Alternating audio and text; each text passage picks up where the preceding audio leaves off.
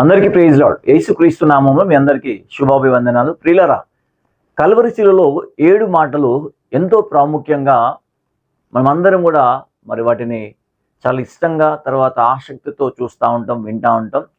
చాలా మంచిది కదా. 7 మాటలు దేన్ని ఉద్దేశించి రాయబడి ఉన్నాయి? ఎందుకు కల్వరి శిలువలో యేసయ్య ప్రాణం పెట్టాల్సి వచ్చింది? ఎందుకు కల్వరి శిలువలో ప్రాణం పెట్టి తన రక్తాన్ని చెందించాడు?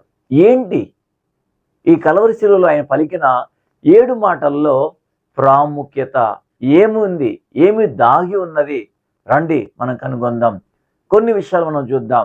మొట్టమొదటిగా ఆయన కల్వరి శిలువలో వ్రేలాడుతూ ఆఖరి క్షణంలో తన ప్రాణము కొట్టుమిట్లాడుతున్న వేదన పడుతున్నటువంటి సమయంలో మొట్టమొదటిగా ప్రభు మాట్లాడినటువంటి మాట మనం గమనిస్తే, తండ్రి, వీరేం చేయుచున్నారో వీరు ఎరుగురు గనుక వీరిని క్షమించు అనే పదాన్ని ఆయన యూజ్ చేశాడు అక్కడ.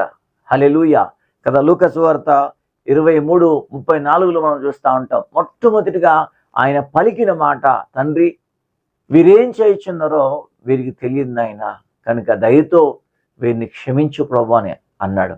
ఈ ఒక్క మాటను బట్టి మనం గమనించాలి, ఈ లోకంలో ఒక క్రైస్తవుడిగా బ్రతికినన్ని దినాలు ఎన్ని నీ జీవితంలో ఎదురైనప్పటికీ కూడా క్రీస్తు యేసు లాంటి ప్రేమ కలిగి, క్షమించే మనసు కలిగి, క్షమించే భావం కలిగి మనం జీవించాలని పరలోకమందున్నటువంటి దేవుడు మనతో ఆయన సూటిగా కల్వరి శిలువలో మొట్టమొదటి మాట ఆయన ప్రకటించడం చూసాం. కాబట్టి మనం అందరం కూడా ఇక నుంచి కదా కల్వరి శిలువలో ప్రతి ఒక్కరిని ఆయన క్షమించినట్లు మనం కూడా లోకంలో జీవించిన కాలం అంతా కూడా ఎలాంటి గుణం కలిగి ఉండాలంటే క్షమా గుణం కలిగి మనం జీవించాలంట కదా. అలా అందరం జీవిద్దాం.